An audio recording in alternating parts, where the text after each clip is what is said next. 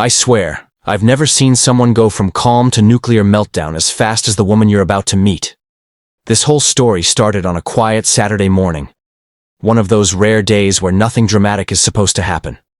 But then again, I live in an HOA. And if you live in an HOA too, you already know peace is a luxury we don't get to have. It began with a loud thud, the kind of sound that makes you think something heavy just hit concrete. When I stepped outside, coffee still in my hand, I froze. There, in the middle of my driveway, was a silver SUV I'd never seen before. Just parked, completely blocking me in. No note, no hazard lights, no courtesy, just entitlement. And standing beside it was Karen. Yes, the HOA Karen, hands on hips, phone in hand, sunglasses on like she owned the world. Before I could even speak, she snapped, "Relax, I'm just parking here for a minute." Now, this wasn't the first time she'd pulled something like this. If it wasn't my driveway, it was someone else's lawn. Last month, she blocked the mailman and told him to walk around. 2 weeks ago, she screamed at a kid for riding a scooter too joyfully. And don't even get me started on the time she demanded everyone repaint their doors a more pleasing beige. So when she saw me glaring at her, she doubled down. "It's not a big deal," she said, waving her hand dismissively. "I'm visiting a friend across the street. I'll be back before you even notice." Before I even notice, I already noticed. And more importantly, I had somewhere to be. I told her, "You can't just park in my driveway. Move the car." She didn't even look up from her phone. I said, "I'll only be a minute. Don't make this difficult." That was it. Not only was she blocking me in, but she was doing it with that signature HOA Karen arrogance. The kind that makes you want to bang your head against a wall. And that's when fate stepped in. Because at that exact moment, a city parking enforcement vehicle rolled slowly around the corner. Not HOA security, not a neighbor, a real officer. And the second he saw that illegally parked SUV, he slowed down and reached for his clipboard. Karen noticed too, and her expression shifted from smug confidence to pure panic. She whispered, "Wait, no, he's not actually going to..." But oh yes, he absolutely was. The parking enforcement officer stepped out of his vehicle with the kind of calm authority that instantly changes the temperature of a situation. Clipboard in one hand, scanner in the other, sunglasses reflecting Karen's SUV like it was already a crime scene. I didn't say a word. I didn't have to. Karma was clocking in for her shift. Karen practically teleported in front of the officer, blocking his path with both hands up like she was directing traffic. "Excuse me, I'm only parked here for a minute," she blurted out, her voice a weird mix of panic and command. The officer glanced at her, then at the SUV, then at me. "Ma'am, this driveway belongs to him," he said, nodding toward me. "You're parked on private property without permission." Karen scoffed.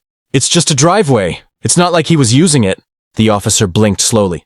"Ma'am, it's his driveway." But Karen wasn't listening. She never does. She folded her arms tight, chin up, mouth twisted like she tasted something sour. "You don't need to write anything.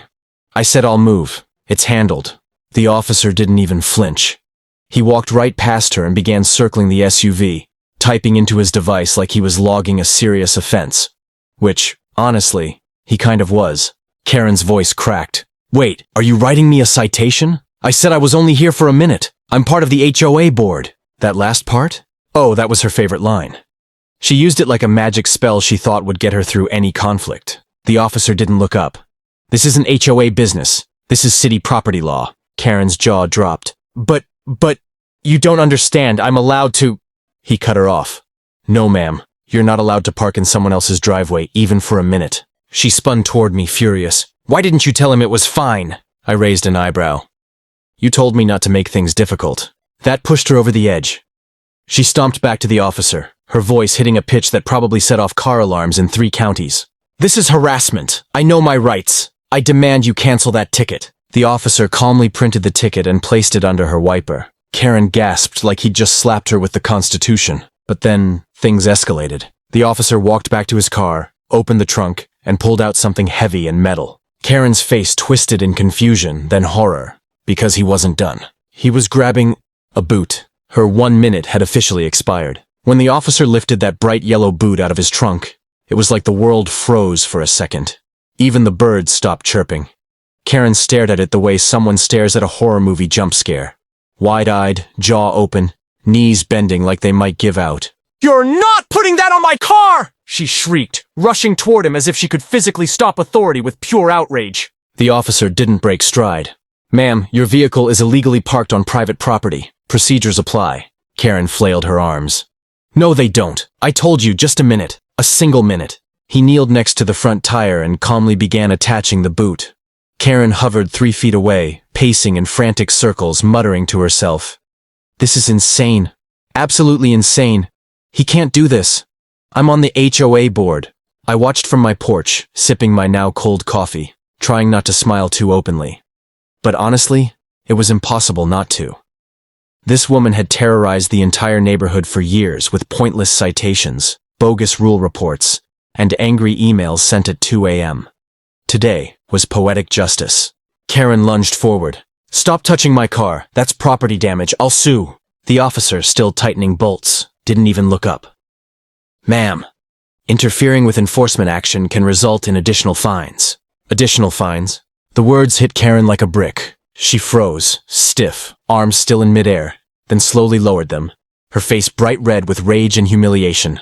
When the boot clicked into its final locked position, the officer stood. "Your vehicle is immobilized until the citation is resolved and the release fee is paid. Instructions are on the ticket." Karen's voice cracked. "Release fee? How much?" He checked his device. $320. You could actually see the blood drain from her face. That is robbery!" she yelled. "I demand you remove it right now!" But the officer was already walking back toward his vehicle. "Have a good day, ma'am." Karen spun to me like a tornado. "You! This is your fault. Why didn't you tell him you didn't mind?" I shrugged. "You told me not to make it difficult." Her nostrils flared so wide I swear wind could pass through them. She stomped toward her SUV, yanking the door handle and shaking it violently like she could somehow power through the boot with anger alone. Then she stopped, turned slowly, and pointed at me. "This isn't over. I'm calling an emergency HOA meeting." Of course she was, because when Karen loses, she doesn't accept defeat. She escalates. Karen stormed off down the street like a villain exiting a soap opera scene. Fast, dramatic, and muttering threats loud enough for neighbors to hear. I thought maybe she'd cool off, pay the fee, remove the boot, and go home. But no. This was Karen. Cooling off isn't a setting she comes with. Instead, she delivered on her threat. She called an emergency HOA meeting within the hour. By the time I walked to the clubhouse, half the neighborhood was already there, buzzing. Everyone knew something ridiculous was coming. When an HOA board member calls a critical emergency, it's either a cat on someone's lawn or Karen trying to abuse power. Again, she stood at the front like a general preparing for war, arms crossed, lips tight, hair puffed up as if fury had given it volume. "Thank you all for coming on such short notice," she said dramatically. "We have a serious violation threatening the harmony of this community." People exchanged looks. Harmony? From Karen? She clicked a remote, and the projector lit up with, of course, a giant photo of her SUV wearing the bright yellow boot, like a shameful badge. Gasps and snickers filled the room. Karen raised her hand theatrically. This is what happens when residents act hostile and uncooperative. I was illegally targeted, disrespected, and humiliated. A neighbor in the back whispered, "Pretty sure the boot humiliated itself onto her car." Another whispered, "Didn't she park in his driveway?" Karen shot both of them a death glare. "The point is," she continued, "we must take action. This resident," she jabbed a finger toward me, "maliciously weaponized the city against me." I blinked. "Karen, I didn't call anyone." "That's irrelevant," she snapped. Someone raised a hand. "Karen, why were you parked in his driveway?" "I told him it was just for a minute." A few people laughed. One woman asked, "Why didn't you move the car then?" Karen stomped her heel. "Because he was being unreasonable. As a board member, I have certain exemptions." The HOA president, Mr. Corrigan, a tired man who always looked like he regretted volunteering, cleared his throat. "Karen, those exemptions don't exist." Silence. Karen's eye twitched. "Well, they should." Then from the back, Mr. Patel stood up, arms crossed. "Karen, you've fined me 3 times for having my trash bin out 5 minutes early. You said rules are rules. So, rules are rules. You parked illegally." Murmurs spread. Agreement, frustration, long-buried complaints. Karen's face reddened. Her plan wasn't just failing, it was detonating. And then Mr. Corrigan said the words that changed everything. "Perhaps it's time we discuss your position on the board." Karen froze. This was about to get very interesting. You could have heard a pin drop. Karen stared at Mr. Corrigan like he'd just suggested we sacrifice her SUV to the HOA gods. Her lips trembled, her eyes narrowed, and for a split second, she looked genuinely speechless. A rare phenomenon no scientist has yet documented. My position? She croaked. Mr. Corrigan sighed the sigh of a man who dealt with too many complaints about mailbox heights and decorative garden gnomes. Karen, this isn't the first time your actions have caused tension in the community.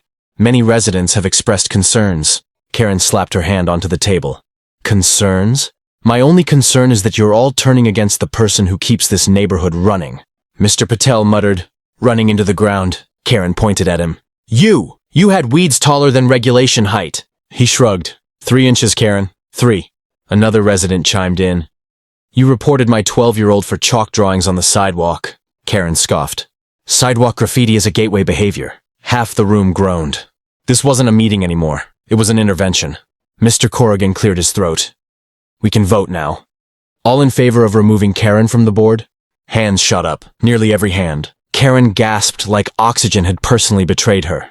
She spun, eyes darting around the room, searching for even one supporter, one loyal follower, one person who thought she was reasonable. Nothing. Slowly, painfully slowly, she lowered her hand, and then she snapped. You're all making a mistake, she yelled.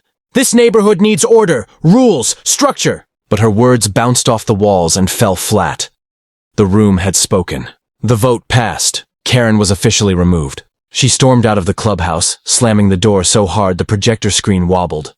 The moment she left, a heavy silence settled in, followed by a wave of relieved laughter. It was like someone opened a window after years of stale air. Later that afternoon, I walked back home. Karen's SUV still sat in my driveway, booted like a criminal's ankle. She was nowhere in sight. Probably licking her wounds or writing a 20-page complaint email no one would read. An hour later, I saw her marching angrily toward her car with her phone to her ear. She dialed the number to pay her boot release fee, grumbling the entire time. When the service rep told her the total again, she screamed, "Highway robbery!" so loud it echoed. Minutes later, she finally removed the boot, jumped inside her SUV, and sped off, still fuming, still blaming everyone but herself. But here's the twist. That was the last day Karen ever tried to use her HOA title for power. Turns out, losing the board seat hurt worse than the boot. The neighborhood? It's been peaceful ever since.